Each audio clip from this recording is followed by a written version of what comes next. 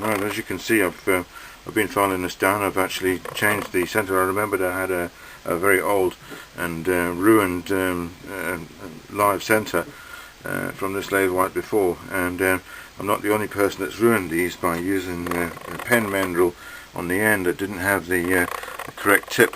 I think the pen mandrel has a 60 degree, and I think this is probably about 90 degree, the angle on here, and this is the one that gave way, not the pen mandrel.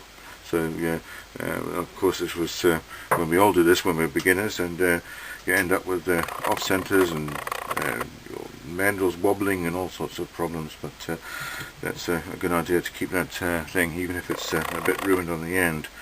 I changed our little file to a half round one, just to get me right down deep in the corners.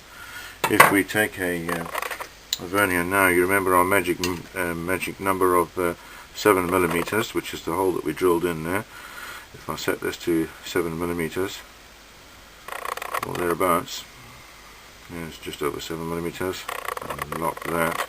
Okay. Remember that the hole was drilled 15 millimeters from the very tip. So as long as I don't go anywhere near that, you'll see that I'll do it from the bottom. You can see it. Right. I'm nowhere near it. 15 millimeters. 15 millimeters is quite a way. It's quite a way again. I'm probably about 7 millimeters. So I could take that a fair bit more if I wanted to. It does take a little bit of practice to keep the angle nice and flat. If you don't want it curved, it does take a little bit of practice and not to rock the file backwards and forwards. Otherwise you end up with a curved nib like that. But if you like that, then go for it. It sort of looks like if it's curved, it looks like a junior gent ballpoint nib. You know, it's quite rounded, but I prefer flat. Okay, I'm going to finish this off and then come back to you. Then we can do some polishing and some final measuring once we've got the nib right. Back soon.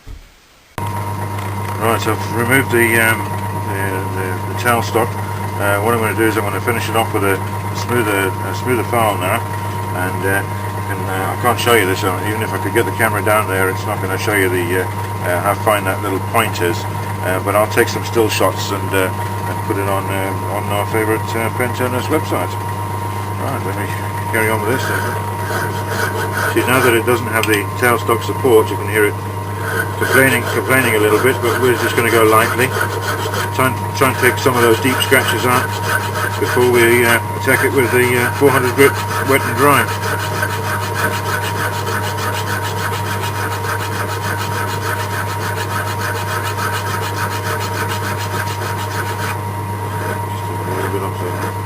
Take that sharp edge off the front.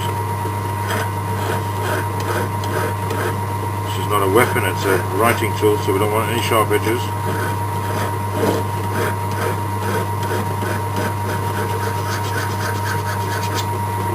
Alright, let's see how that looks.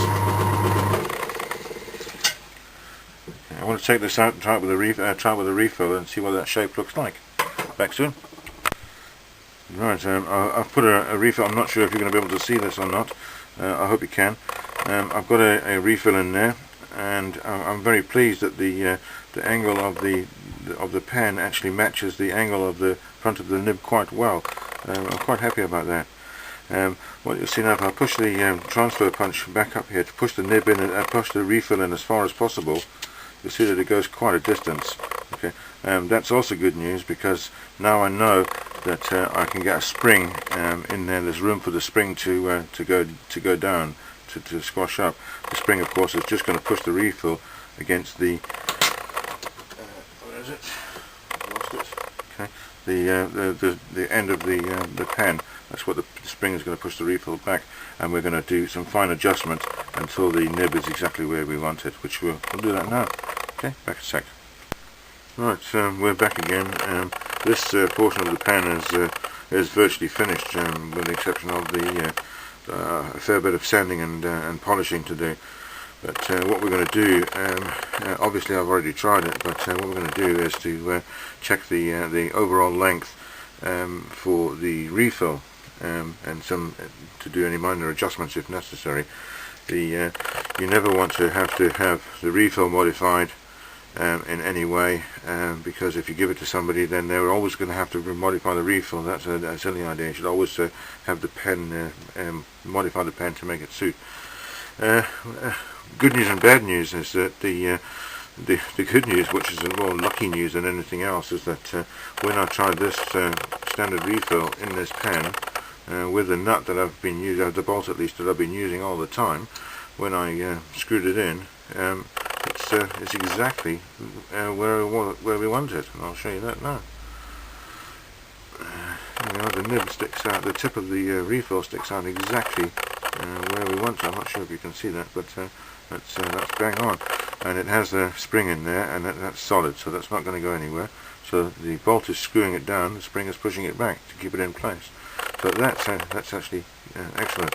What I was actually going to show you that, which is what I thought would happen, is that this bolt would be a little bit long. As you can see, that's about 20 minutes. Right, well, we're on the last lap now. I've drilled this for the cap. I've drilled this out to the right depth and to the right final size, 9.25 or thereabouts. Now we're going to do the tapping of this, and then this needs a bit of sanding and polishing, and then we're done. So let's get at it. Right,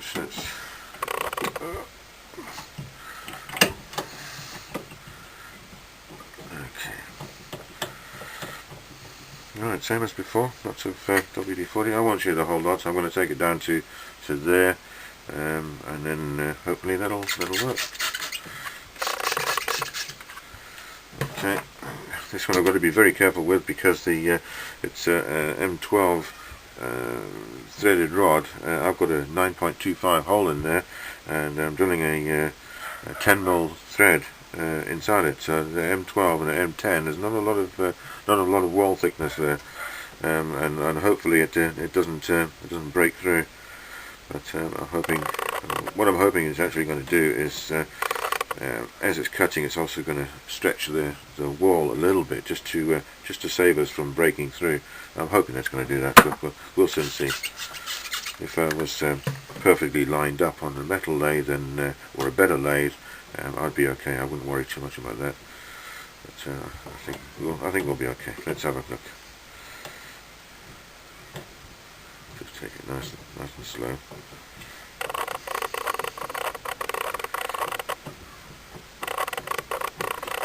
Right, I'll carry on doing this. It's going to take a while. I don't want to rush it just for the sake of saving a few minutes on a video. So when I've got it down to depth, I'll call you back. Right, I'm going to take that only down to that depth. I think it's going to be more than enough. When you remove a tap, also and a die, just offer it a bit of support. Let that come around and hit me there, because you don't want it to rip the threads as it's coming out of a hole. On steel it's not too bad, but on plastic and wood, if you allow that to tilt slightly, it's just going to wreck your threads terribly. Right, let's see, that's a little bit dirty. Right, remembering even the internal thread also has rough spots, so I'm just going to roll up a bit of 400 grit.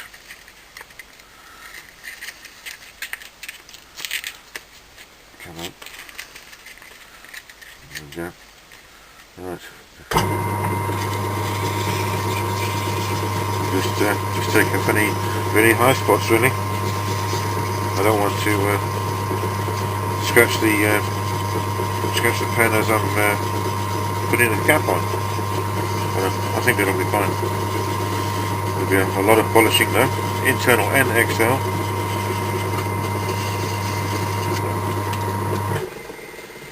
Here's our pen. Let's see.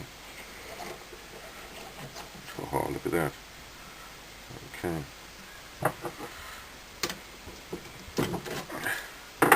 Right, and now, ladies and gents, boys and girls, we have our pen. Once we polish that up, it'll get all that rubbish off. Get that going nicely. There we go. 2 pens. The original one, like I said before, was a little bit longer. And there we go. I'll take a picture of both of these and put them on IAP. Right, cheers guys. Thanks for watching. I hope you enjoyed hope you enjoyed watching that, and I hope you learned something, and make a few movies in the future. Bye now.